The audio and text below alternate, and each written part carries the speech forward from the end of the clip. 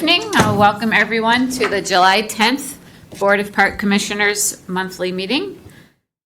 May we have a roll? I'll call this meeting to order. Can we have a roll call, please? Commissioner Leahy. Here. Commissioner Murdoch. Here. Commissioner Clark. Here. Commissioner Goebel. Here. Commissioner Kozlowskis. Here. You have a quorum. 2 board members are absent. Thank you. First thing tonight, we have on the consent agenda, we have minutes and voucher lists. Would anyone like to remove anything from the consent agenda tonight? Just a quick comment. I know I had emailed a couple of minor adjustments. Those will be incorporated. And again, typo kind of things, but okay, great. Then I do not have anything I want to take off. Okay. Can I have a motion to approve? So move. Second? Okay. Roll call? Commissioner Leahy. Yes. Commissioner Goebel. Yes. Commissioner Murdoch. Yes. Commissioner Clark. Yes. Commissioner Kozlowskis. Yes. Consent Consent agenda is approved. Sorry.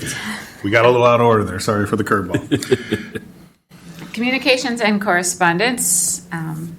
Per our new and improved, perhaps improved policy, communications received to the commissioners have all been forwarded to the public comment box for response from staff. We have several in our packet. Any additional comments on this line item? Okay, so that brings us to public comment and recognition of visitors. Actually, I'm sorry. Just there were couple of comments about the July 3rd buses. Steve, do you mind just giving us a brief history of, there used to be PACE buses during COVID. They stopped, seemed to function better, so they haven't come back. Just give us a little bit of history, because I know a few people had asked about that. Sure. A few people asked about it, both in the emails you see, but also informally. I was asked at the event. I was asked leading up to the event by friends. There used to be a PACE bus that ran from Eden's Plaza to the park, and then from the park back to Eden's Plaza. I think you purchased one round trip ticket and got you there and back. In 2020, we had no fireworks. In 2021, we brought back fireworks, but PACE said they did not want to or couldn't, because of protocols, provide the buses. The police, public works, and all of us worked together on a new kind of traffic plan and flow, both in and out of the park. Put it into action for 21, and the initial feedback from not only people going to the event, our own observations, but also police and public works was it worked exceptionally well. The park, in fact, probably emptied quicker and more orderly. And because of that, we have not returned the PACE buses to the event. With that being said, we have a debrief meeting in the weeks following an event such as the 3rd of July, and we will make sure we discuss the topic of PACE buses for future events with our partners at the police department, public works. They're the ones who are really managing the streets as much as anything, and get their take on it, provide our opinions, and make a decision going forward. And there are other dominoes that fall too. So for example, the old staging area, now you can put the food vendors over there as opposed to having them in the center of everything. Correct. And so, right, great. Yep. But if anything else comes up, let us know. But just wanted to highlight that. Thank you. Will do. Thank you. So for public comment this evening, may I see a show of hands if you would like to address the board? Okay, so we will work our way through the room. We'll start in the front row over here. Go ahead, please state your name. Reminder that keep your comments to 3 minutes or less, please. Thank you. And don't touch the mics. They're very Then don't touch the mics. They're strong. Don't worry. Start over. Good evening. Thanks for letting me talk to you this evening and share my opinions and those of our residents and neighbors. Should I stand here? You can adjust this part. Of The this part. stem is pretty Can you sensitive. hear me okay? Okay. All right. So you know where I stand on Langdon Park. And do you just mind saying your name? Dean Lindsay, Thank you. 808 Chestnut. Thank you. Wilmette. You know where I stand on Langdon. More nature, less cement. I said it a year ago, and here we still are, looking at Langdon, seeing the worst outcome or the best outcome, depending upon our perspectives. Our residents have opinions, and we have dedicated professionals too. Getting up every morning, seeing what might work to make Langdon better, like you, but it's your call. What's really happening? Why so many unanswered questions? Why all the confusion? Why this Mr. Brayman letter this evening that I read 5 minutes ago? And what about the big green elephant in the room, the ADA compliance that's required for Langdon Beach access?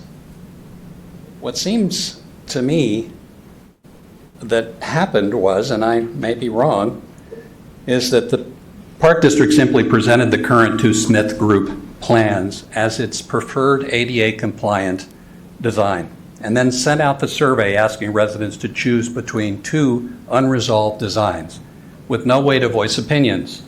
Check boxes, if you remember. And now the Brayman letter, which clearly states that the Illinois Accessibility Code requires public improvement projects to be accessible to all persons unless an exception within the AIC is met. So is he asking the Park District to rule on those exceptions? I hope so, because we think they fit Langdon Park perfectly, since Gilson is 1/2 mile away. So now we're left with ADA compliant designs that are not the right fit for the natural character of Langdon. And our village leaders tell us that's okay. Does it matter that we feel that they're overdeveloped and destructive? They remove trees and soil. They add cement and steel. That's not progress. That's tragic. And I kind of feel it's cynical. And that's what's happened. If that's what's happened, our group of residents are not on board. But there's time to fix this. We have a project delay into next year with a temporary path construction this summer. Reset the project with clearer design objectives that protect trees and soil and bluff and fit Langdon's nature. Something beautiful that we can all be proud of. Last thought. A vote tonight on Langdon Beach access designs is premature. Wait until we have answers to the many questions that we're all asking tonight, especially with the Brayman letter, to achieve the best design outcomes for our tiny Langdon Pocket Park. We care about Langdon. We care a lot. Thank you. Thank you.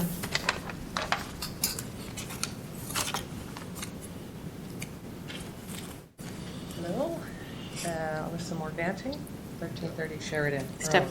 One step closer, maybe. Step closer? Okay.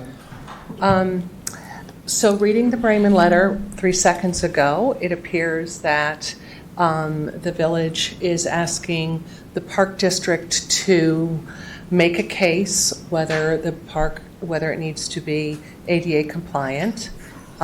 So it needs to hire a lawyer or ask Smith Group to explain why it would fall under some of these exemptions.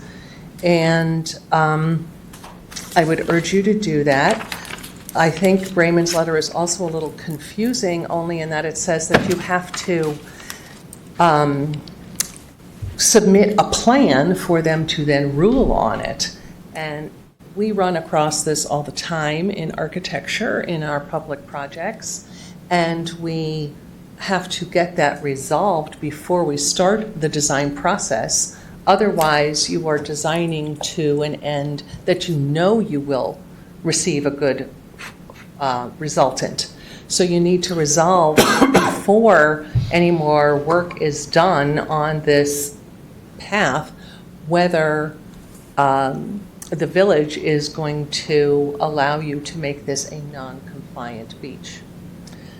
So I'm a huge proponent of diversity, equity, and inclusion, and I feel that at Langdon it simply doesn't make sense. There are applicable legal exemptions that support Langdon remaining a non-ADA compliant beach. Additionally, the beach itself is only 500 feet long. If Langdon now has 30 feet of sand from water's edge to the bluff, the entire beach is only 15,000 square feet. A 500-foot-long, 10-foot-wide ADA concrete path scheme would be 5,000 square feet of concrete. Thus, it would cover 33% of the 15,000 square feet of beach, which simply seems environmentally and financially negligent. Scheme B is 25% of the beach area. Lastly, I will point out again that a landscape architect has not been assigned to this project. And the design does not respect the character of the bluff. There have been multiple opportunities for Smith Group to have one of their landscape architects attend one of the presentations, and they have not done so. This is because the Smith Group proposal has no provision for a landscape architect. Given that public bid should go out for the design of the path, Woodhouse Tanucci could be invited to bid on this. Assuming they have a competitive bid, they could be hired to work with Smith Group and make a design that complements their past design work of the Gilson Beach House and their current design work of the Lakeview Center. Thank you. Thank you.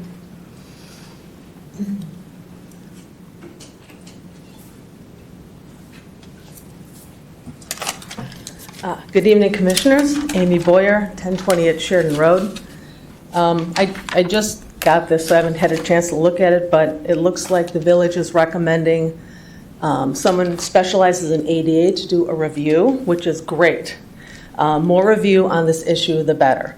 But I'd like to say that with the delicate nature of the bluff, with the erosion and the waves, taking more soil, more earth out of the bluff is probably not what we want to do. Also, the trees that are there, if we can do anything to keep them, tweak the design a little bit. The trees survived the high water mark of 2020. They are oaks. They are hard to replace. The village wants to keep oaks. If we could just tweak that design a little bit and keep those oaks, that would be wonderful. Also, sort of a big picture thing. It seems like this Illinois Capital Development Board, this is a new thing that's come around since 2018. And you haven't really had to deal with it yet. And the people in Wilmette who have had to deal with it are business owners that maybe have to put in a request for an opinion, maybe on whether they have to put a grab bar in a bathroom. That's a private business. But here we have one village entity, the Village of Wilmette, having power to tell another municipal entity what is going on. I mean, you could all just vote. You could say, well, we're going to vote on whether it should be AD or not. And you could vote. You wouldn't have to wait for the village to tell you. But here, because you're waiting for the village to tell you what to do, and maybe it's one guy at the village, maybe it's not fair to have one person at the village make a decision for a whole board. And that decennial committee that you guys just set up, and I know there's 2 residents that were put on, the decennial committee, one of their purposes is to look at how your entity works together with other entities in Wilmette. So maybe this is an issue you could start talking about now, because this may happen again. It'll be nice to have a procedure to know what to do if there's a project and the village is telling you to do something, but the village trustees aren't voting on it, and you're not voting on it. So I just want to throw that out there for thought. All right, thank you. Thank you. Are we on to the next row? Yeah, we'll start back here.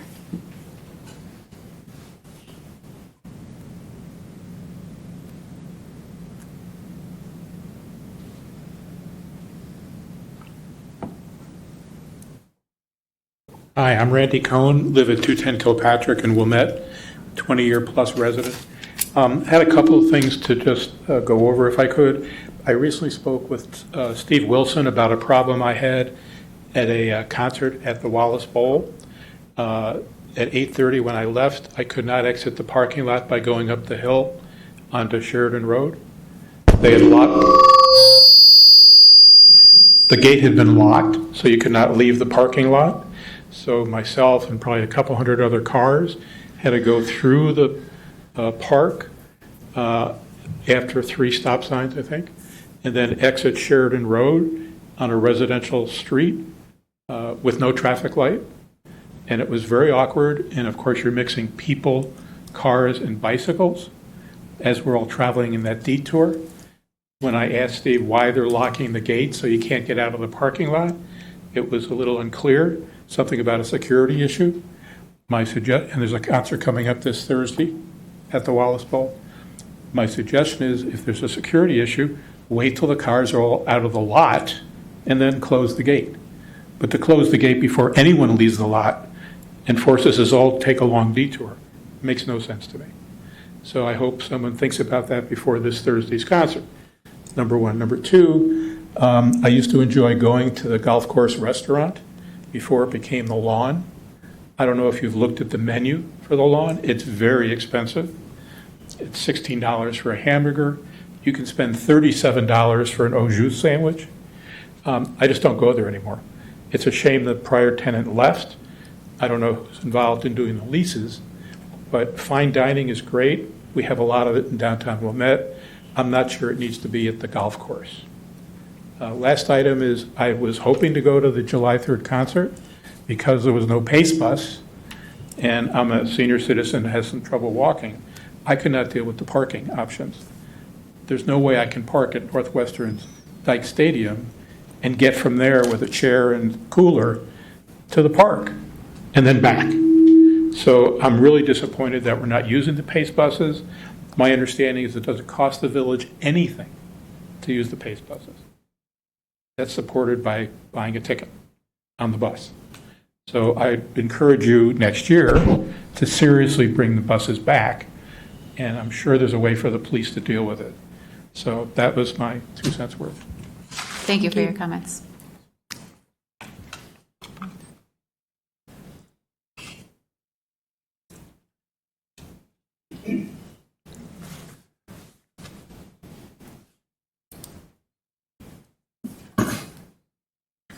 Hi, my name is Wendy Shaw. I live at 210 Kilpatrick Avenue in Wilmette, in the same family home that my family came to in February of 1960. So I have a lot invested in this village. Love it a lot. I've encouraged people to come and live here. To the point. For decades, we have been coming to the July 3rd extravaganza. And we've encouraged our friends from other municipalities to come because they didn't want to deal with, from people from Chicago and other places where there'd been problems with parking or distance, what have you. And they've come, and they've enjoyed it thoroughly. And we've used the Pace bus shuttle. Now, we were away for the last, I think, 2 years, so we didn't know about the Pace shuttle not being in existence anymore.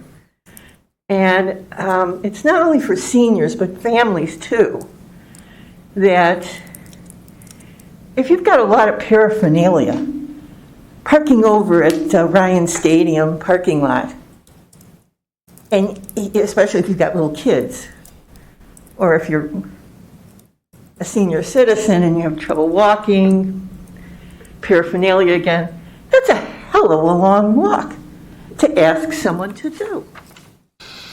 I mean, are you supposed to go there and park and catch an Uber? That's really asking too much, really asking too much. So, as the gentleman said, a Pace bus wouldn't cost anything to the village because we'd be paying for it. The users would be paying for it. And I have no idea why you're not doing it. I think it would be, again, a great service. I know people decided not to come for that very reason. And I would, again, my friends would be coming, and I'm sure other people would be coming. So just please think about that. And I would really encourage you to reinstate the Pace bus shuttle system for the 3rd of July fabulous extravaganza. Thank you so much. Thank you for your comment. Anyone else on this side? No one? Well, we have one more. Scott Crone, 631 Lake. First, thanks, Steve, for addressing or beginning to address the trash situation at Elmwood Beach, looking into adding another waste receptacle to begin to control the overwhelming waste that is here every single day during the summer, where a dozen or so people pick it up every morning, and it's grown quite out of control. So thank you for adding more waste bins there. Second of all, with regard to when I went to go buy my passes for my paddle boards, I made a comment that it seemed a lot higher than the year before. And I was told, well, it's increased 5% because that was the maximum that we could do. With a $9 million surplus, it made me wonder why we needed to do the maximum when it's not necessary if you have a $9 million surplus, especially in light of the wasteful spending that we've seen happen at Lakeview Center. So what does this have to do with Langdon Beach? Well, I've seen at least two cyclical natures of the lake and how it destroys the waterfront, the lakefront. So to go and add permanent structure when it was overturned and voted against in Langdon Beach, when the proposal was to go and add a whole beach structure down there, which 2 years later would have been underwater, seems like another wasteful use of money to go and add more permanent structure, knowing that in 10, 20 years, it's going to be destroyed.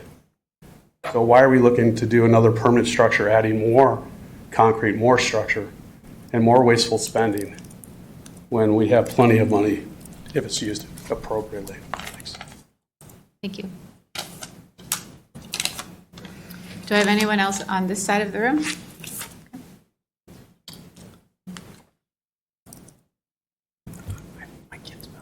Hi, I'm Chuck Garrett. I live at 2224 Kenilworth, and I've been in the village for about 35 years at this point in time. When I found out, probably around the 30th, that we weren't going to have buses, I came over here and asked directly why, and was given the wonderful answer that I was welcome to walk from downtown Wilmette to the park.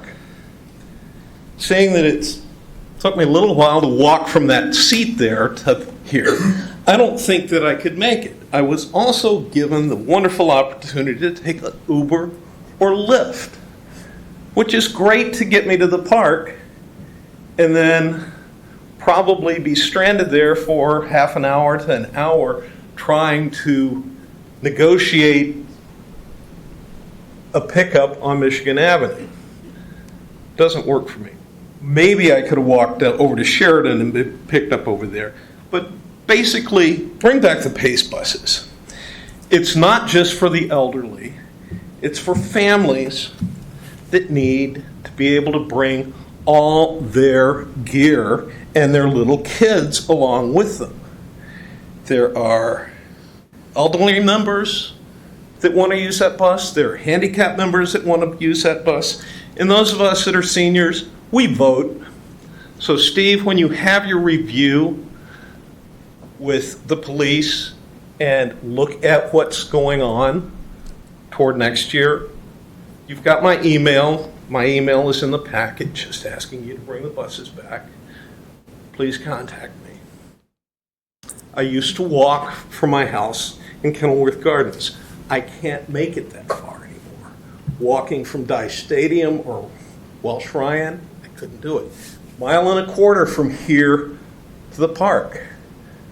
Not a capable thing. There are members that pay taxes that want to use the buses. And if it's really at no cost, it's at our cost to ride the bus, let's make the buses available, please. Thank you. Thank you. Thank you. Walter? Walter Keats. I haven't heard anybody talk about Elmwood Dunes, whether that is ADA compliant.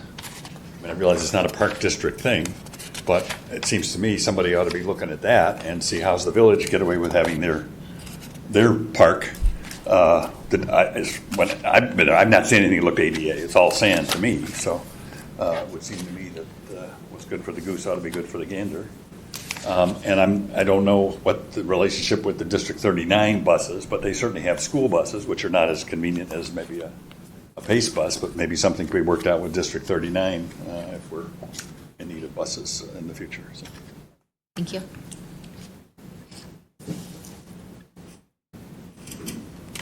Alan Golden, 2516 Laurel Lane.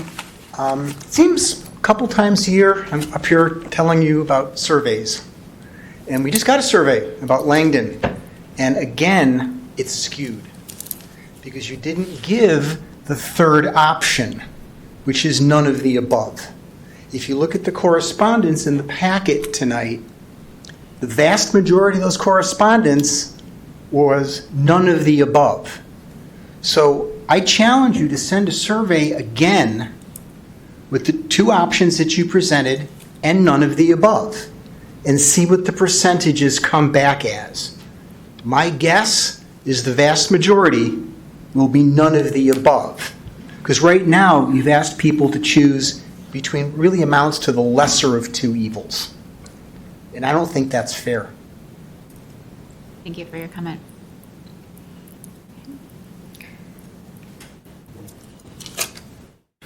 That concludes public comment for this evening. We will move to the executive director's report.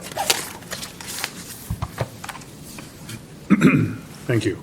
Well, we heard some commentary on our Independence Day celebrations, but overall, a very successful day. We started the day with our Yankee Doodle Dash of 5K. Had over 500 runners complete the course and representing across all age groups.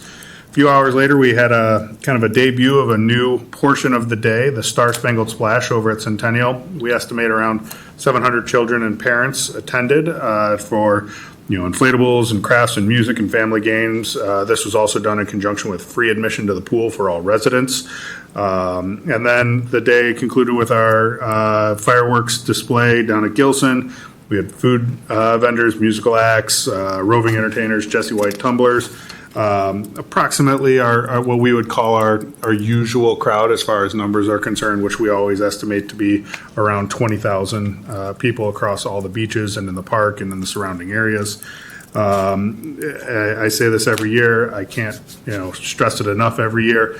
The event would not be possible without the partnership we have with the police department, the fire department, public works, the amount of work they put in behind the scenes, the amount of time they spend meeting with us to make sure they're supporting the event properly is tremendous. And so we thank them very much.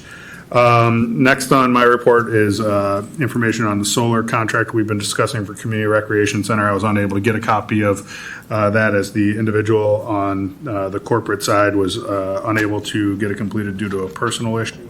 So we will not be able to vote on that tonight. We have to get a copy of it first. Langdon revetment and access. My report summarizes the survey. Basically, it was a very straightforward survey. 2 images, 2 questions. Which access path design do you prefer? And in addition to the path, would you like stairs down to the beach?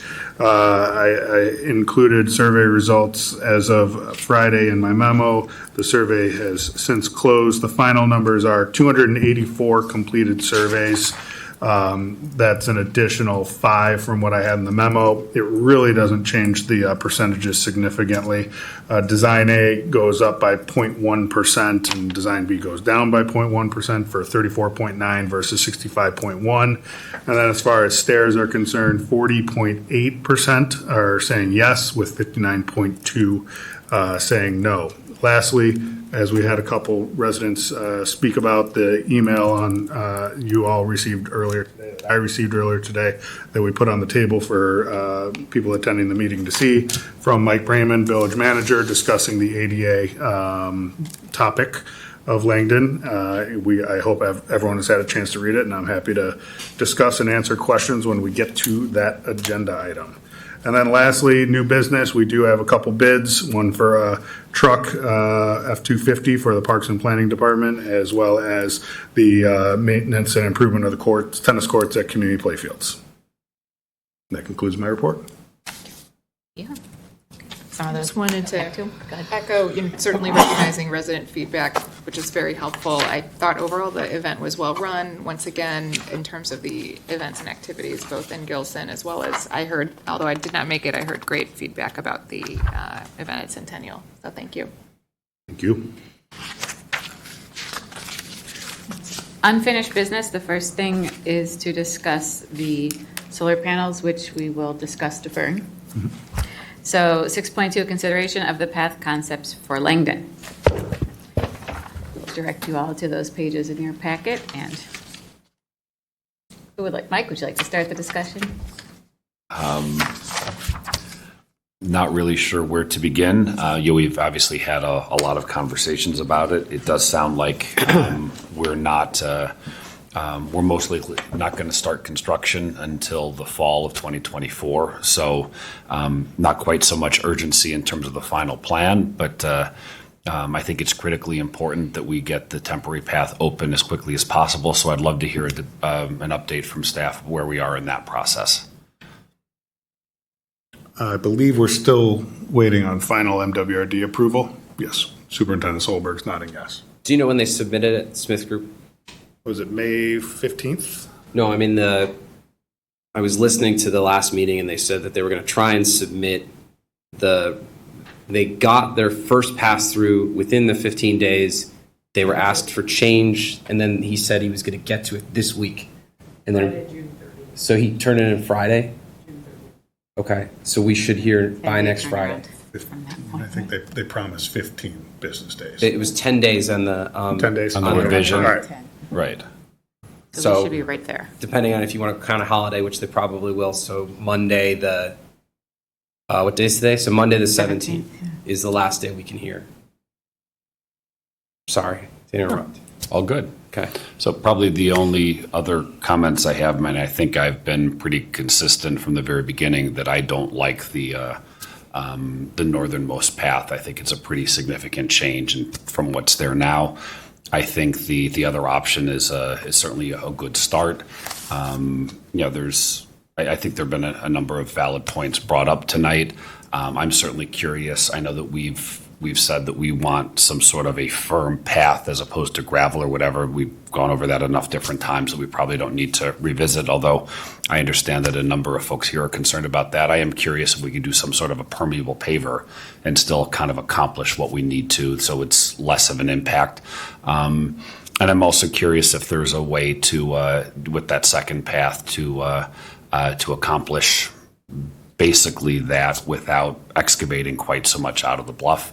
I don't know all of the ADA rules. I frankly don't think there's any need for that path to be ADA accessible. If the village requires it, that's fine. Let's make sure we check off the box, but I'm not worried about the quote-unquote functionality of it.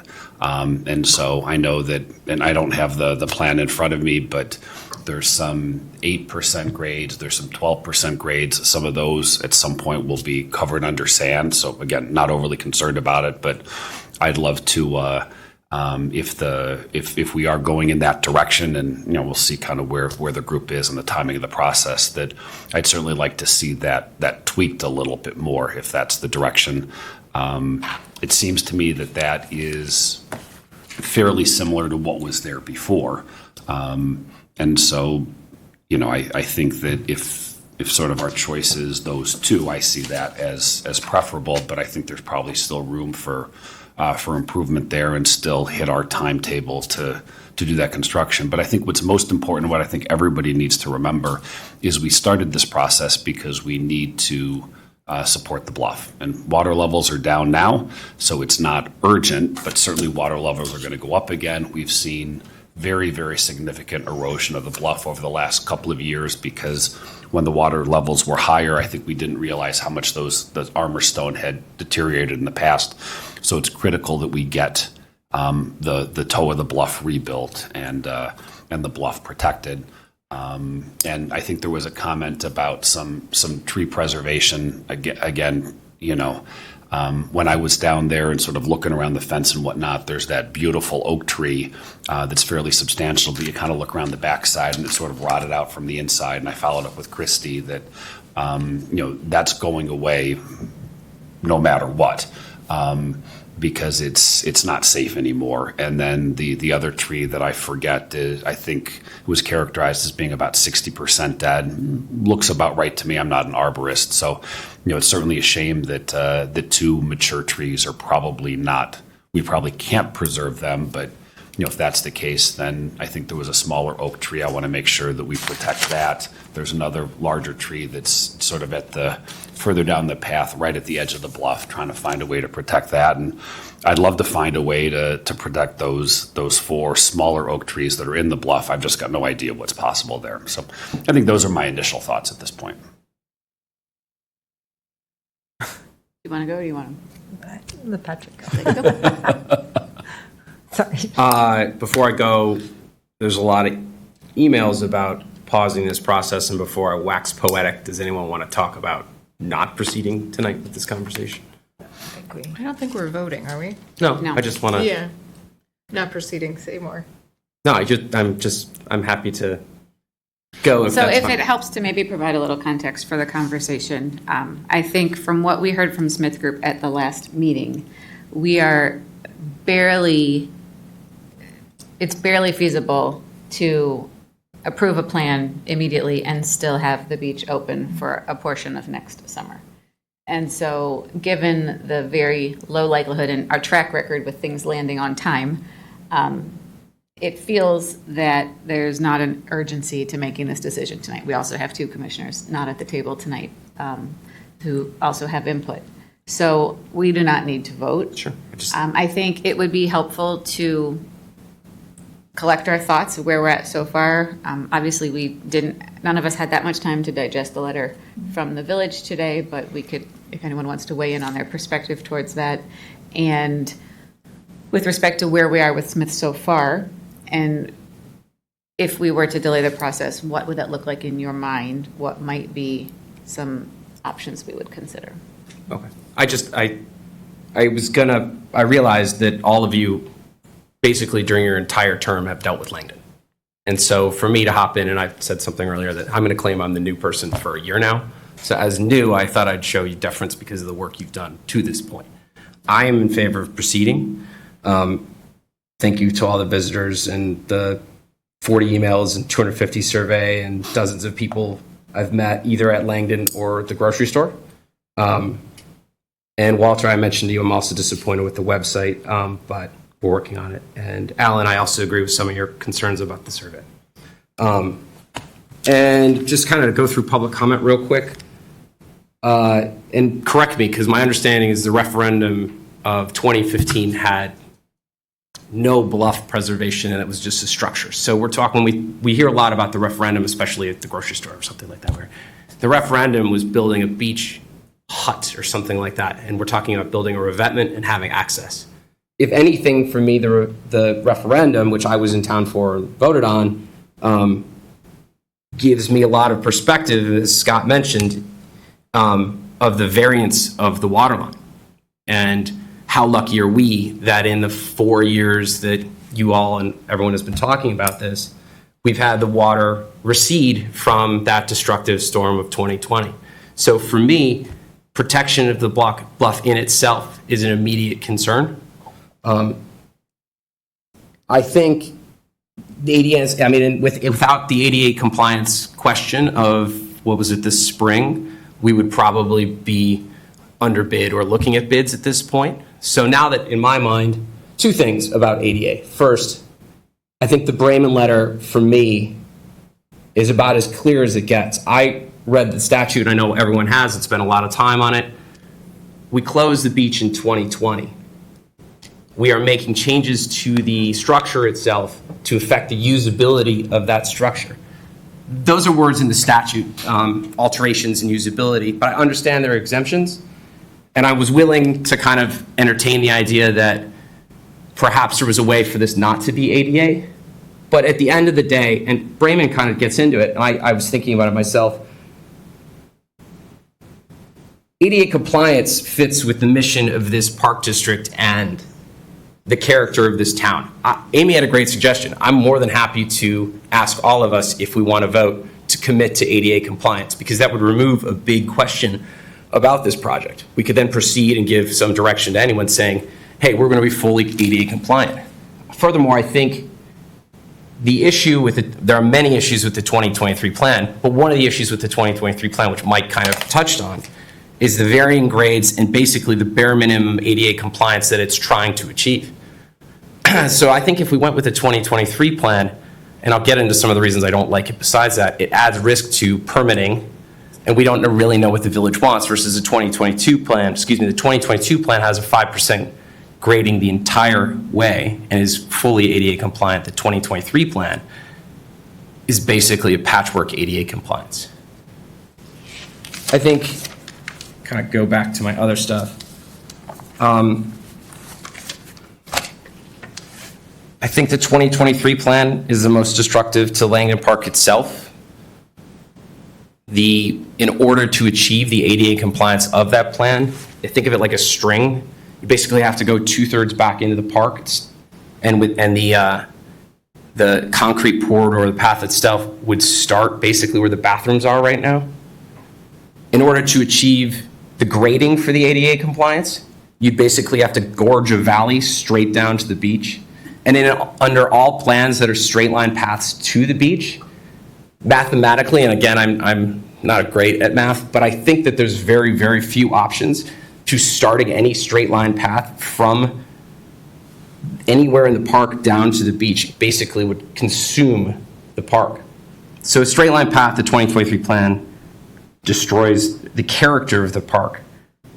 The 2023 plan rips up trees. We talked about that. The 2023 plan creates a retaining wall, not out of support for the bluff, but or protection for the lake, but to support the bluff from erosion caused by the plan itself. And all of these costs are simply to kind of obtain an ADA plan, which is barely compliant. Mike said there's 6%, 8%, 12% grades. There's also necessary landings to achieve the ADA compliance ratios. So this is kind of a square peg in a round hole to fit compliance. And it destroys the park. Well, it really destroys the character of the park. The 2022 plan has greater balance. I know it is not everyone's favorite, but again, a straight line path has to look like the 2023 plan. Any ADA compliant that kind of makes the gradings shorter, so from a 8% grade to say 6% grade, will ultimately have to lead to a longer path. So unless you're going to have like a snake-like structure, anything with shorter grading will ultimately lead to that traversing the revetment. The revetment is going to be there in both the 2022 and 2023 plan. So for me, the 2022 plan has greater balance between form and function, better acceptance of ADA compliance with the law and the character and mission of this park district. And really, like, this is subjective, but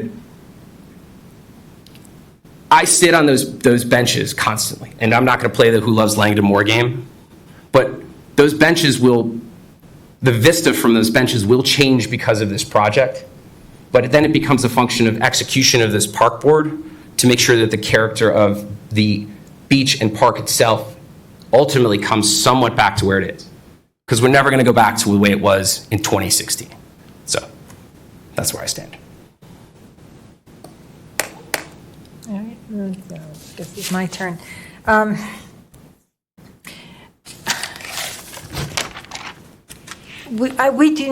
guess I do think we need to make an ADA compliant access. I mean, talk about Elmwood, why it's not. Well, Elmwood didn't have any changes made to it. The stairs that were there were uncovered, and the path that was there was there. It was the planting was done with native plantings, and it is now a very lovely thing. But there was no alteration to Elmwood Dunes, so there was no issue of having because there was no alteration. It could stay as it was. It didn't need to become ADA compliant. If the stairs are removed, it probably will need to become ADA compliant. But the stairs are there from 120 years ago or so.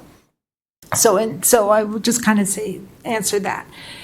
At Langdon, my understanding, the prior access to the beach was created by earth movers when the gauge pier was removed from that land. So that park was already materially changed about 30 years ago. I'm not sure if I had moved here when that happened, or the early days when I was still working. I mean, I was just not aware of it. But my understanding I know there was a pier there. I can remember walking by and seeing the piers in the water, seeing the metal in the water. And when that was removed, the earth movers basically went down the bluff, created the access that was there. So that park was materially changed already. It was also, as I brought up, it was a private beach resort at one point. So this is the bluff itself has invasive species, a lot of invasive types of plants on it, terribly invasive plants. It's not a very stable bluff. So we have to do something to it right now. And talking about the referendum wasn't dealing with revetments. It wasn't dealing, it was to build bathrooms and a new beach house and a new thing. That was voted down, perhaps correctly, but that's a totally different issue than what we are facing right now. Right now, we're facing a bluff that is falling apart. And we are trying to improve access to do it. I think it needs to be, this is an area of the village where there are cooperative apartments just to the north. And most of the people who live in those cooperative apartments are older. They're retirees. I don't know what their situation is, but I'm not sure they can manage a non-ADA compliant access. I mean, to me, to create an access here, it has to be ADA compliant. Now, the question is, there was a plan that I actually voted on and agreed back in 2022 that had a 5% grade that went across the face of the bluff that helped to stabilize the bluff and let out at the northern end of Langdon Beach. I wasn't crazy about it being at one end of the beach. I asked for stairs for those people who might not want to walk across and they could go down, and we included the stairs. Residents felt that was overbuilding the bluff, though I think a lot of the illustrations that were created probably distorted the size and distorted the appearance, so it looked like it was overbuilt. I'm not so sure it actually would have been overbuilt. And that's what was proposed. But people came in and objected to that, so we paused it and asked Smith Group to go back and look at it. They brought back another pathway, still another pathway, which in a sense was the same, but it wasn't AD compliant. The slope was a little bit too steep. Since then, we've received advice from the village, from the Capital Development Board, that this major change to the prior access now needs to be ADA compliant. With all that this park district, its mission, where the location, how we have this, I don't see how we cannot make it ADA compliant. Now, I guess the question becomes, we have two ADA compliance options here. Which way to go with it? I will say Patrick makes a very convincing argument, and so do others convincing arguments. So I keep going back and forth and back and forth. Part of me, I guess I've still come out though more on the 2023 because it's more like the current, and I am not so sure it will dig or do so much because it's over on what the old access was. So it's still more of a straight line. And as I said, the last one, if we have this, I feel like psychologically you're not as distant, and that people are seeing it as more straight lines, that stairs would not be necessary. So right now, I mean, I think we've heard from enough people that at least one of those trees has to come down no matter what. It's just not safe. That the tree is rotting, and it will have to come down no matter what. And I think there was that Smith Group advised that the path then could be shifted one way or the other that would preserve another tree that was potentially in danger. So I'm just kind of coming out that I think that we have to go with ADA compliance. I am still leaning more toward the 2023 plan, which, based on the survey, most people did want that as well. So. Yeah, thank you. You know, I think, Carrie, you make a good point at the beginning, which is that the timing is such that anything we decide is probably not going to be implemented next year, or if it is late in the season. So, you know, I want to advocate for that temporary path, which I know we're all hoping for soon, so that we can reopen in some form or fashion. And then, as we think about the work of the Smith Group, you know, we've brought in an expert who handles bluff stabilization and revetment. I certainly expect, and I think all of us do, that there would be appropriate landscaping work done after that. And I am willing to expand the scope or create a second scope with a partner to help ensure that it's landscaped properly and, you know, has, I think, the sensitivity we all agree is necessary. You know, anyone living here, and I'm sure it applies to all of us on this dais and then in the audience, loves this park. There's no doubt about it. Everyone agrees that it's a beautiful gem, and I think we all want, you know, whether we live nearby or, you know, within a drive, we all want it to be a great park. And so there's a couple of things that have emerged through the public process that I think are important to cite. One is there's going to be a revetment no matter what. It is part of that. And so that revetment will be a change in and of itself. How we put it back together and make it accessible for anyone, first of all, for most, and then secondly, for anyone is the important question. It's hard for me to sit here and discuss accessibility using pace buses and say, but accessibility to this lovely park isn't appropriate too. So it's something that's on my mind as I sit here tonight. You know, tell friends with a child in a wheelchair or perhaps with a stroller or an adult in a wheelchair that it wouldn't be, they don't need to come here. They can go somewhere else, please. It doesn't sit with me in this moment as the right thing to do.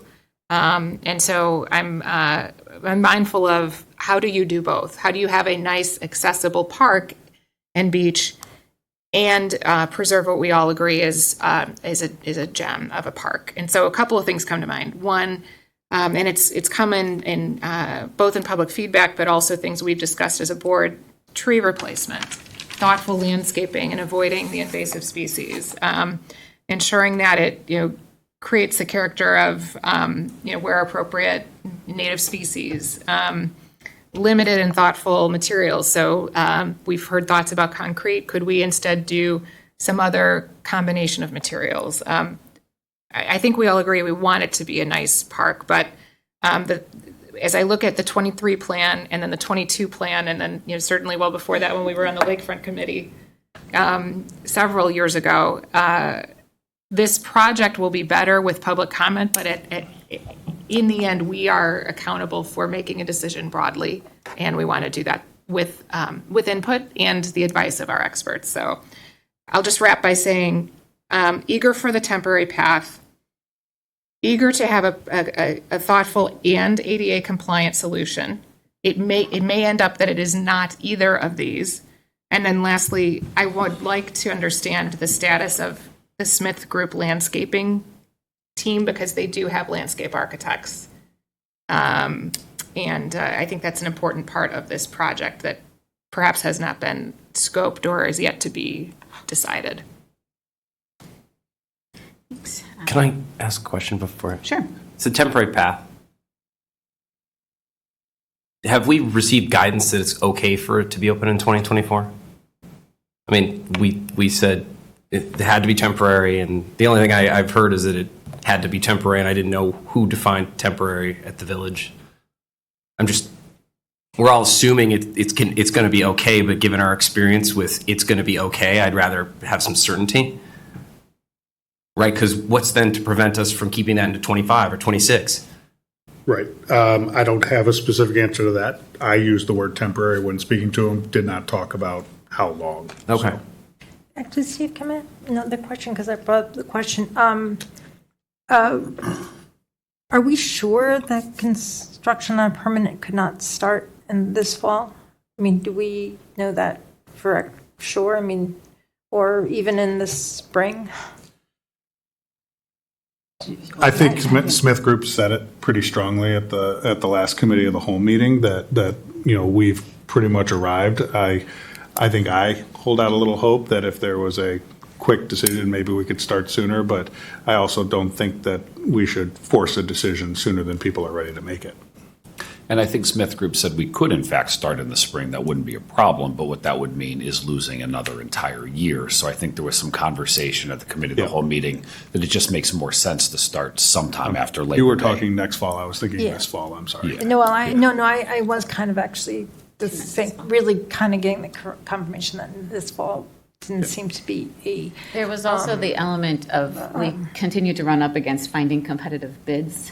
And so they were explaining that when you present such a tight timeline, it reduces your competitive bidders and perhaps your most qualified bidders. So that was another challenge. And I will I guess I'm just, is that I'm getting kind of frustrated. I know a lot of people in the village are frustrated. I'm at the point where I would almost prefer the spring and lose the summer if it would mean that this would get done sooner rather than later. I mean, that's the way I kind of felt a year ago. We could have potentially had it done. I'm on the same page, but I'm hearing, you said that you're willing to start in the fall, lose next summer to get it done? Or not, I think sounds like the fall's not, but I more lose the spring and lose the summer. It's been closed long enough. But we have to fix this.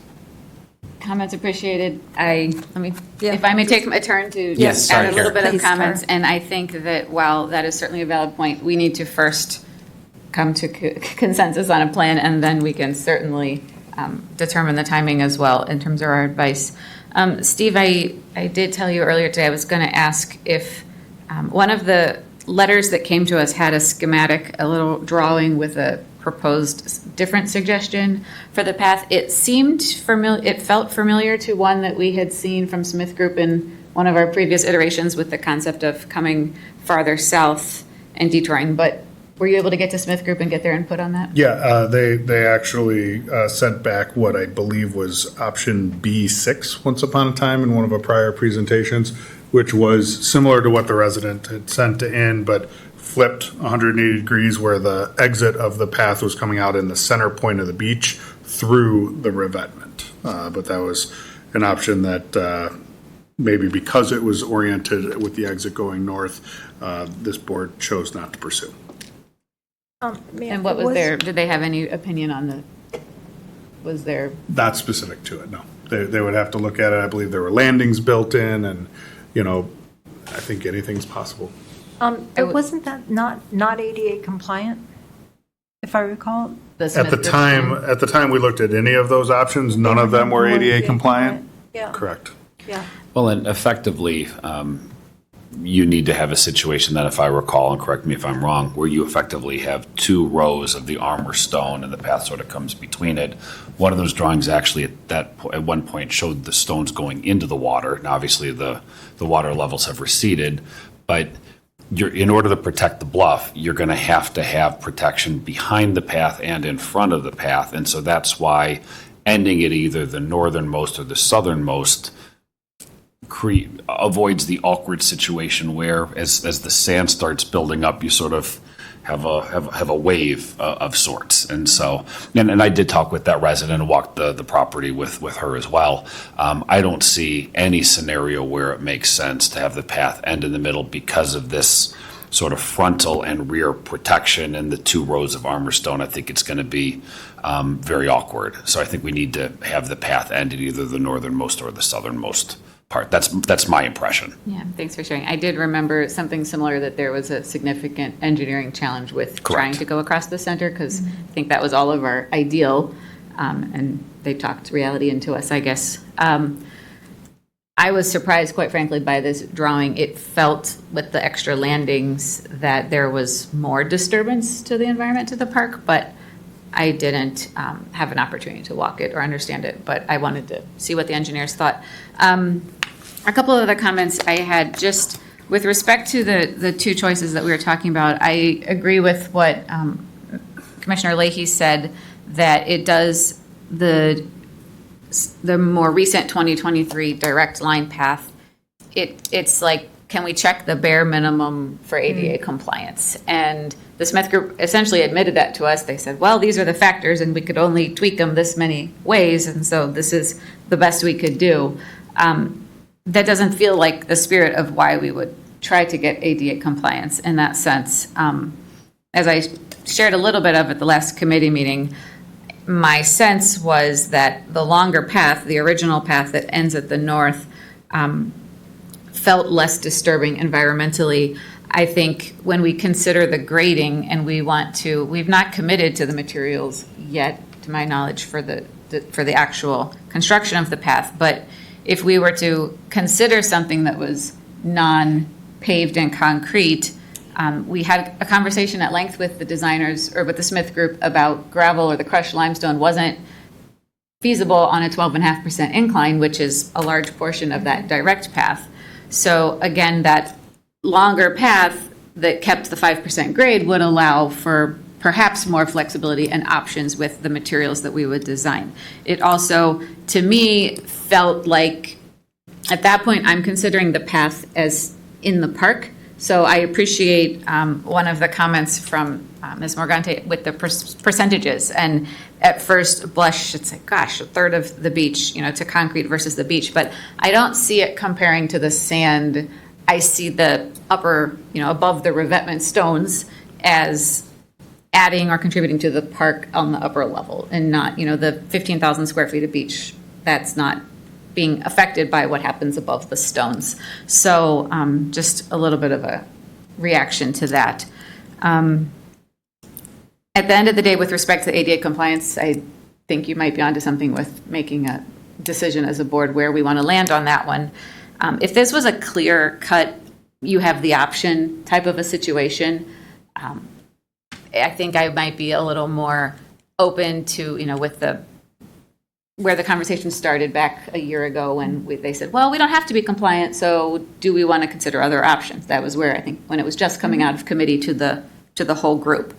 But if we've gone a year and we've continued to run right up against the limit of if it is or isn't compliant, I don't feel good being in the business of trying to find the loophole. Mm-hmm. And I think other people have said that in different ways, but I think we're saying the same thing. The village, as Mr. Brayman said in his letter, their position is always towards inclusivity, and certainly as a district, our mission is to be welcoming. And where the situation is as close of a call as it is, I don't want to be the board member that's trying to find the exception when it's that close. Mm-hmm. And so my heart would be to, I think the spirit of our values as a district are we want to be welcoming, inclusive to everyone. So if it were obvious, but I don't think the way that this letter was proposed to us and the way the capital development came back and said, well, only if you can convince your, what was the AJH, the adjudicating authority to rule the exception for you, that's us trying to talk our way out of something that is probably the right thing to do. And if that's general build and design expectations at this point in time, and it's pretty darn close to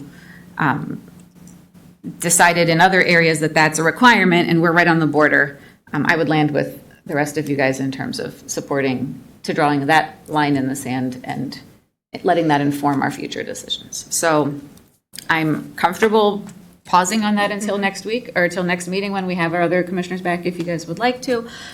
We don't have need for an action or a vote this evening, but I think it's helpful to hear where we're all coming from at this point in time. Does anyone have any other further comments? Yeah, just a couple more about the sort of the ADA discussion. And I think what I had said at the start is I don't feel the need for this to be ADA compliant. And personally, I don't. We've spent the last year, we had an ADA compliant path, and I think a year and a half ago, whatever it was, we all decided that we wanted to do something that we thought might be less disruptive to the park. Having said that, as you said, I'm not comfortable looking for a loophole. If the village says the capital development board has said they believe it should be, the village has said they feel the same way. I think my point was that ADA compliance is a binary situation. Either it is or it isn't. And I think that some people may say something might function better or another might function better, but I think both of these paths ultimately will be ADA compliant. So I don't think we have to say, well, this is better ADA or this is worse ADA. And again, I think back a little bit to, there was some reference to the two referenda. Well, the Gilson referendum, there was talk about an improvement to Lakeview Center. And I remember being very disappointed with that plan because we had an elevator to nowhere because we were told that it needed to be ADA compliant. And it was, in my opinion, very wasteful. The elevator didn't really serve anybody. It didn't provide any purpose. And so, I was pleased that we didn't move forward with that plan. But then the net effect was also that we lost the better part of a decade, and I'm so anxious to get the Lakeview Center open again. It's going to be beautiful, but I think the point that I'm just trying to make with respect to this is either of these plans are going to be ADA compliant, and I think I made a reference to sort of checking off the box, and so I think whatever we do, we will sort of meet that inclusivity as you had suggested. So I don't think that's really a factor in these two alternatives. Either way, the path's ADA compliant. If I may, I do think there's a difference between minimum ADA compliance and ADA, like the explicit ADA compliance of the 2022 plan. And really, I think that's relevant to the letter we received from the village. Again, it's open to interpretation of how you read it. The one part that was pretty telling to me is specific to the Langdon Beach project. The only possible exemption to the accessibility requirements would be to section 254.1, blah, blah, blah, blah, right? Like, that seems pretty straightforward. It also reads a little bit ominous that if we start to play up against the minimum ADA compliant wall, we might run into further permitting questions in terms of, well, what kind of stone you used, right? Are there enough landings? We don't want people out there kind of continuing to question, which would slow this process down. I also, and again, this could come off rude, but I mean, the two members of the Lakefront Committee are here. Do you have any memory about landscape architecture in the Smith Group when they were retained 3 years ago or whatever? At the time, our focus was bluff stabilization, and restoration was subsequent in my mind. It was a subsequent project. I'd say it was more, could we do anything to prevent any more further erosion of the at Gilson? So in a sense, we focused on Gilson right away. Can we even protect the beach? And then eventually, when the water receded, the determination not to that, and then we just changed the attention to Langdon and preserving the bluff. Because we were first looking at, well, what can we do to preserve the beach? And then that was determined that was just not really feasible. It was extremely expensive and not sure that it would actually work. So we just turned to just preserving the bluff. I've been saying to people that my memory was that the priority was protect the bluff and priority 1A was access. Would that be accurate given your recollection? And was that what was communicated to Smith Group? When we first, I think, started talking about, and Julie, if you remember, I think there was a question: do we even want to create access? Right. That was one. Exactly. And we always the first wanted one. access. Right. Well, I actually wondered about it at one point, and then as I thought more, it's like, look, we don't have access. People are going to be climbing down the bluff, and the same reason I want the stairs if we do cross. So it became clear that access would be necessary. So the primary thing was stabilizing the bluff, and then it became clear that we had to develop access. And so Smith, these plans didn't just apparate. Smith said, "Oh yeah, we can show you some plans." Well, I would just note we always rely on our professional staff to Smith or Park District? Our Park District staff to work directly with the consultants who bring us then the findings. Okay, I mean, there's a narrative that we've not looked at access this entire time and that it just kind of came out. But to me, it's been a parallel process. Hired to open it. Yeah, okay. I think it was part of it. I mean, the priority was the stabilization to the bluff, but sort of a subset of that was how we get access. So that's when they came up with the revetment, access was part of it, became part of the drawings. And if I recall, there were some conversations about how it might be far more difficult to add the access after. So very quickly, It became we all part and agreed parcel. that we needed to stabilize the bluff and needed to have access. I'm as just part of trying, the scope I'm of the new here and project. I'm using that as an excuse to get the narrative. Okay. Correct. That's consistent with what I remember as well. Yeah. And along the way, there have been points where we have said, oh, those pictures feel harsh. We're not sure if we like that. And we've asked Smith Group to come back. We've been told on several occasions that although we talk to the engineers most often, that there's a team of multidisciplinary departments within the Smith Group that are consulting amongst themselves to send us the plans. I had, and as we've talked about the different landscape designs, I had previously thought in my mind I was paralleling it to a house remodel where you stamp your architecture drawing, you stamp your design plans, and then you talk finishes. So I was thinking that I wasn't putting a lot of weight into the photos they were showing us. Perhaps I should have, perhaps more, some of those finishes are more integral to the design than I appreciated.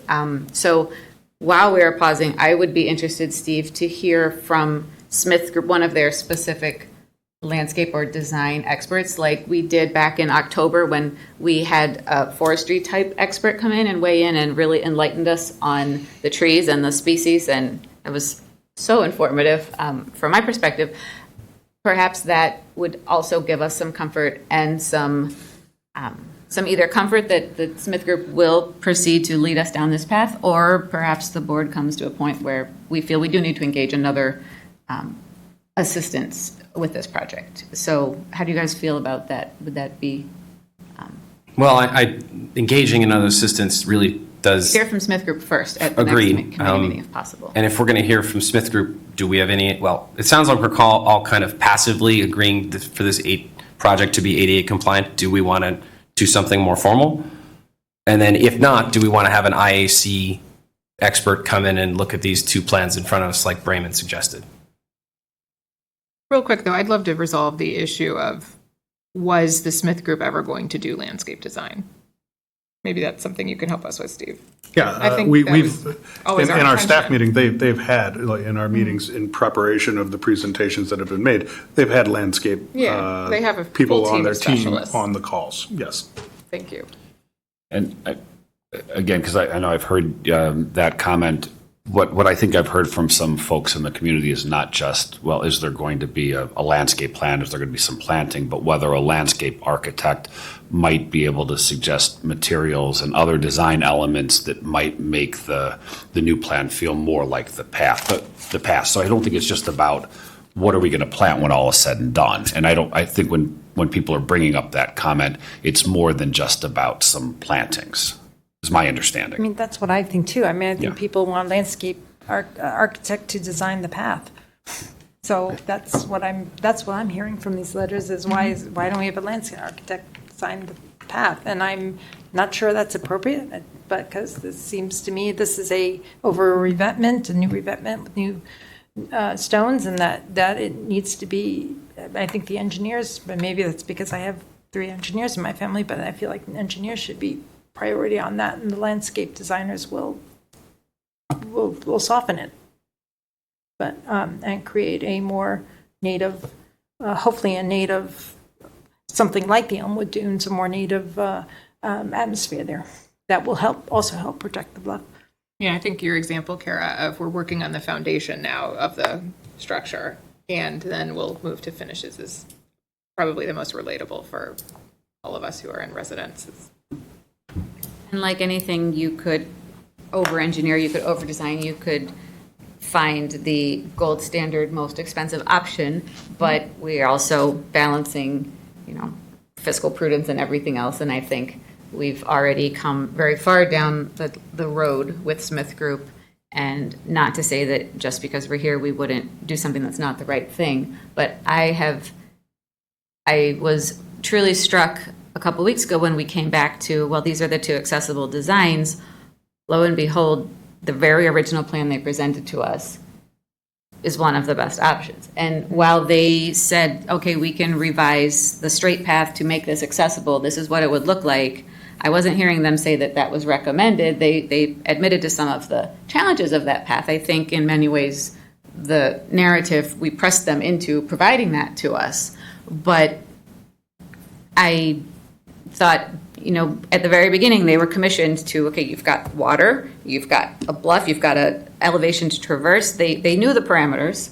They knew, early on, I believe you did say try for ADA accessible. I believe the committee early on asked them to try for that, and so that's where that began. But I think they genuinely put a solid team together, and I wanted to believe that they explored a lot of options. And we've continued to throw out and ask them to iterate, but we perhaps have shown that we're not the experts. Not that a different firm might not have a slightly different design, but I also have observed our board go through other projects where sometimes we get so into wanting to help the input that we end up with a long list of choices, and we start to overstep the experts. And I just want to be cautious of that as a board. And so that's why, when I came back, when I understood, from my perspective, I understood staff to be saying we were looking at an ADA compliant situation. I said, well, then I see the two options that we have at the moment. I apologize for those that felt the survey was unfair or not perfect. I, in my mind, didn't anticipate wasn't promising we were trying to send a perfect survey. I think my words were, can we take a straw poll? But I wanted to respect the community. Yes, it was a rock and a hard place. That's exactly how I felt. If we're going to be compliant, the community at large is not going to like the choices that we have. But if these are the choices we have, which way would you lean? That was genuinely my question back to the community. I have a slight leaning myself, but I'm willing to, ask the folks that have been most invested. So that was the spirit of why, at least I can just speak for myself, why we've gotten to this. The survey went out, and part of my problem with the survey was that it didn't put the grades in, and we can all split hairs on this. I think it would be helpful to commit to ADA. I'm not going to vote for anything that's not ADA. How about that? Anybody else with me? I mean, I would agree too. Is this a motion? I can't make a motion. I don't know how to do that. How long are you going to play the new guy card? Forever. I think what I would say on that is, given that we've got two members not here, if that's a statement that we want to make, I think we should probably make it with all the board members here. Okay. That's what I'm saying. I think we've publicly, four members of the group tonight have verbally agreed with you. Okay. So I don't anticipate the vote changing, but out of respect to the folks that aren't here, since we'll be probably making some other decisions to tie this up next time, I was just going to punt it to them. Okay. Just new here. And the other commentary discussion we feel needs to be had. It's a long conversation for we'd make a decision. without a decision. I understand this is the second of the major projects that have been pre-existing my term on the board. I would love to see some of these close as well. Yep. Steve, do you have any questions for us? Any questions or direction staff would need? I do not. Thank you. Okay. That brings us to new business tonight. Talk about buying trucks. This is the very last page of the packet, right, Steve? But I move to approve second bid last. recommendation to purchase a Ford F-250. A second. Then discussion. Is there any discussion? Pretty straightforward. Okay. Roll call? Commissioner Leahy? Yes. Commissioner Murdoch? Yes. Commissioner Clark? Yes. Commissioner Goebel? Yes. Commissioner Kozlowskis? Yes. Bid is approved. Motion approved. Okay, 7.2, considering the bid for the community playfields. Do we have a motion for 7.2? I'll move to approve the bid recommendation for community playfields, court maintenance, and improvements. I'll second. Okay, discussion. Who would like to begin this discussion? Oh. Any discussion? Yeah, I'll yeah, begin. go ahead. I would note, we're responding in part to the appetite for pickleball, and we recognize it's growing nationwide. We understand we've had many community members here to ask us for this amenity. We've made temporary amenities available. And I also like the idea of expanding what we offer to our community in response to recreation trends and preferences. I am a bit uncomfortable with taking away from a group of other avid users.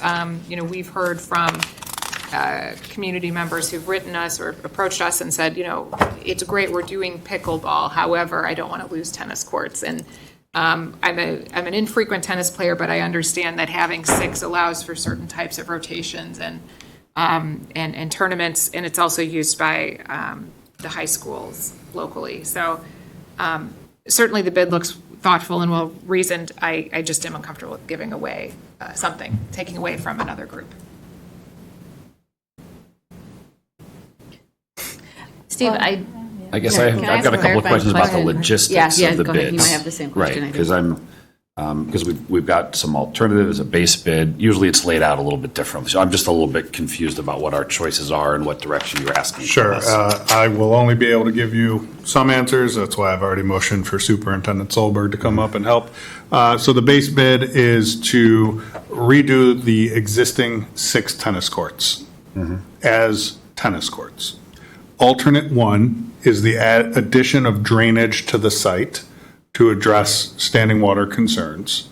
And then the alternate 2 is converting that southern bank of tennis courts to the pickleball court design that the board has reviewed, discussed, and given direction to proceed with at prior meetings. So 6 pickleball courts, 1 tennis court, fence in between it, sound mitigation material on the fence is what alternate 2 provides. Okay, and I just don't have it laid out, well enough. I'm just having trouble seeing it here, so I'll take a better look at it.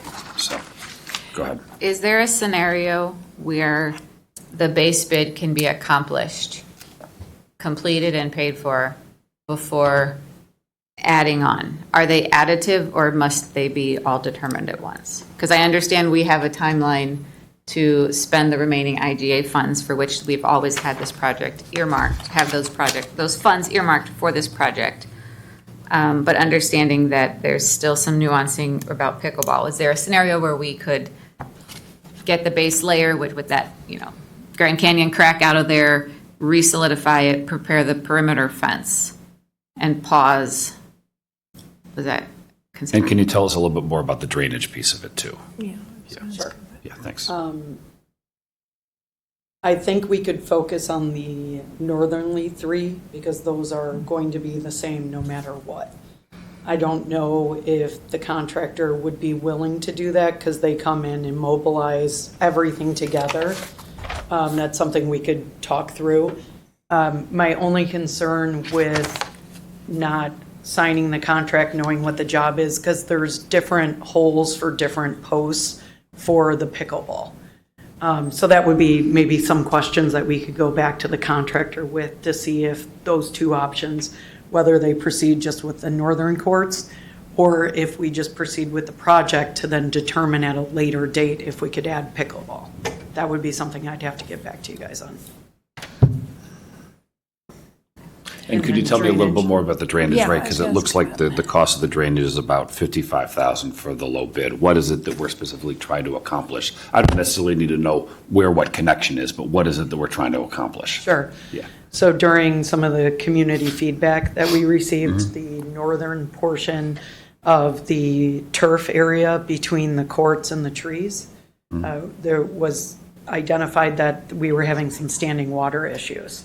So we were including that within the project to eliminate that issue that's out there.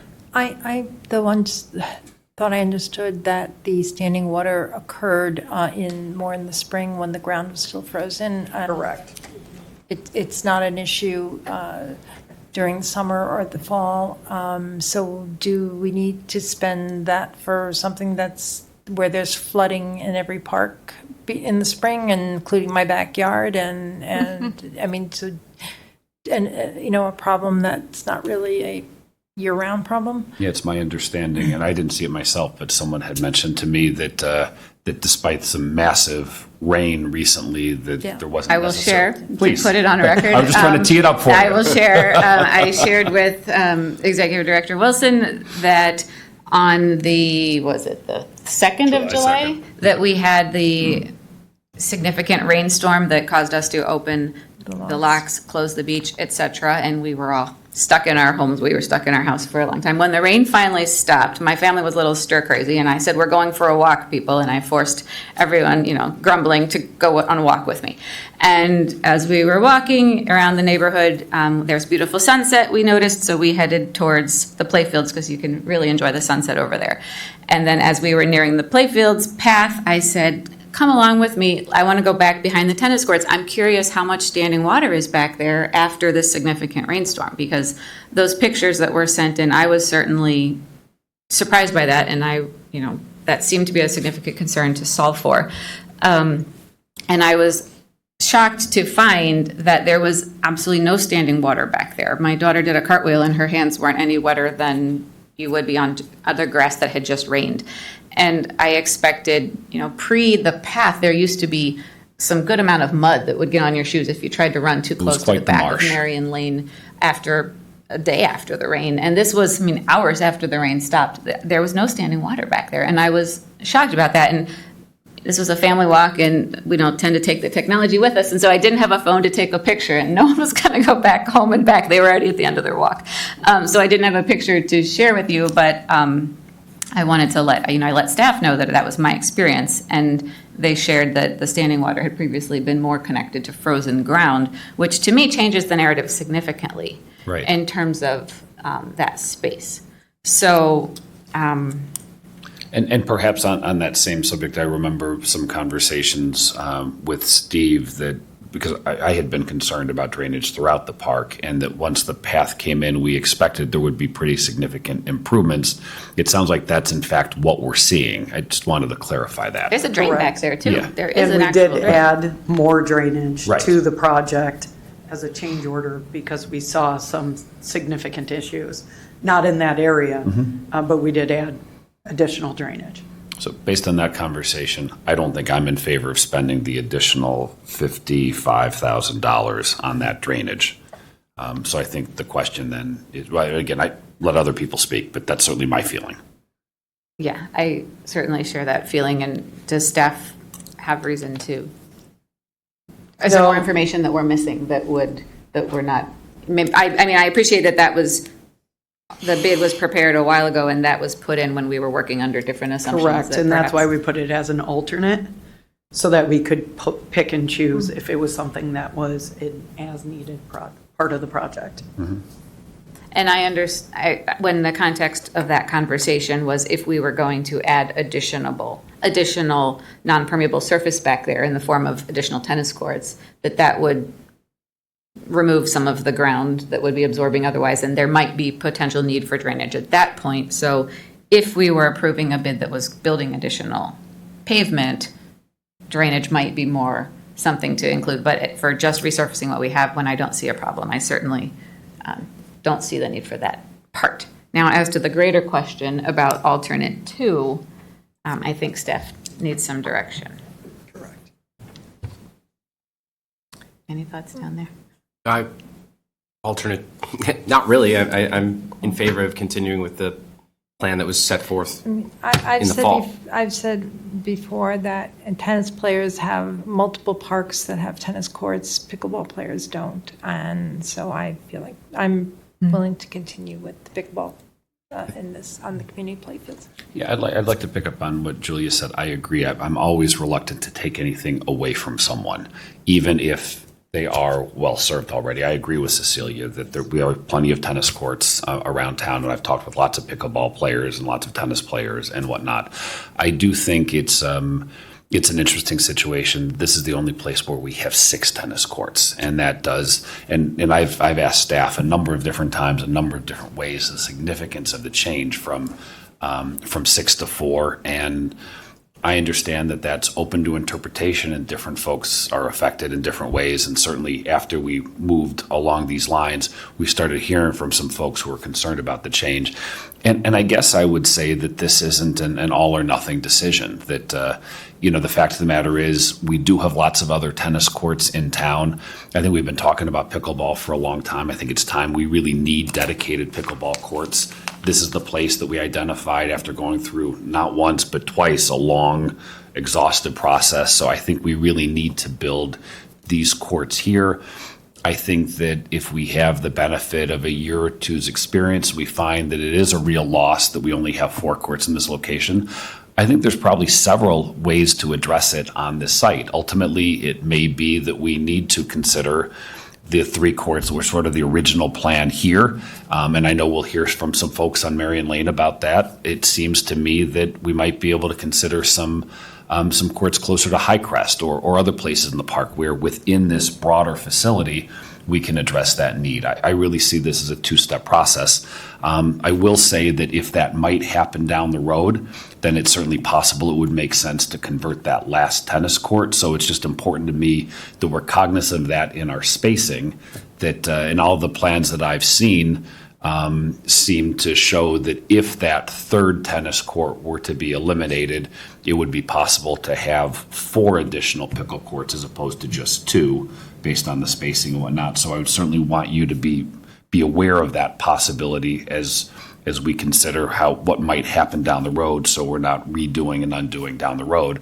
But it seems to me that we should definitely go with alternative 2. We've been talking about this for a long time, so that we do in fact have 6 dedicated pickleball courts in town that I think are long overdue, recognizing that as a secondary step, we may decide that we want to find a way to add some more tennis in this park down the road. That's my feeling. I think that's reasonable. Yeah, I think that's reasonable. So let's see, the motion was to approve the bid recommendation. Does that mean, Steve, that it was generically taking it with all 3 alternates? I think that would be taking it with both alternates with the base bid. So I think any motion should explicitly So state Cecilia, the could you base revise bid your and alternate motion? 2. So I'll move to approve the bid recommendation for community playfields court, specifically alternatives 1 and 2. Could I suggest different words? that we approve the bid for Chicago Land Paving Contractors, the base bid and alternative 2, but not alternative 1? Okay, so whatever. And then I think I seconded it before, so I'm going to second it. Yeah, Yep. I move to approve, yes. Great. With We're all on the same page. All right, so let's take a vote on approving the base plus alternate 2. All right. Commissioner Leahy? Yes. Commissioner Murdoch? Absolutely. Commissioner Clark? Yes. Commissioner Goebel? Yes. Commissioner Kozlowskis? Yes, Motion is approved. thank you. And since Commissioner I Duffy was isn't about to here, do I it. had to get in there. was It's always somebody about on to the do end, so since Leahy didn't get there, I'm going to jump in, even though that's usually, that historically was Patrick's I take spot. the stance where I don't like So- these pictures. So I just want to point out that there were some impressive projects going on, as always, and there's some great photos of what's going on over at the platform tennis facility. That construction is well underway, and we've got some great pictures about what's going on at the playfields, and we've talked a little bit about what's going on at the Lakeview Center. So lots of great hard work, lots of good things going on around town. So thank you. Can I just ask if the Lakeview Center, 2 weeks ago at the committee of the whole, I think they had just started getting in the deck pieces. Where is that now? Or The railings are in. the railings? The top railing. The Oh, the wire whole thing? too. Okay. Yeah. And the bottom? Yeah, they finished the exterior railings, and they had a little bit of work today. But Ben is working with the village to get them back out there. We got a punch list from the initial inspection that was done out there, so we're concentrating on those couple of things, and they're hoping to get the final inspection completed this week. Very So exciting. next week it may be done? Sure hope so. Yeah. And it's beautiful. It's amazing. It is. It does look really We all nice. wish it cost less, but it's beautiful. Isn't that the story of life? Absolutely. Kudos and thanks to the staff. We all echo that sentiment. We are now looking for a motion to adjourn to closed session. I I'll move read the to long adjourn, one. okay, go ahead. All right, yep, I know. I move to adjourn to closed session for the discussion of the appointment, employment, compensation, discipline, performance, or dismissal of a specific employee of the district, including hearing testimony on a complaint lodged against an employee of the district or against legal counsel to determine its validity in accordance with Section 2(c)(1) of the Open Meetings Act. I'll second. All in favor, or you want to do a roll We call? do a roll call on it. Commissioner Leahy? Yes. Commissioner Murdoch? Yes. Commissioner Clark? Yes. Commissioner Goebel? Yes. Commissioner Kozlowskis? Yes. Okay, we are adjourned to closed session.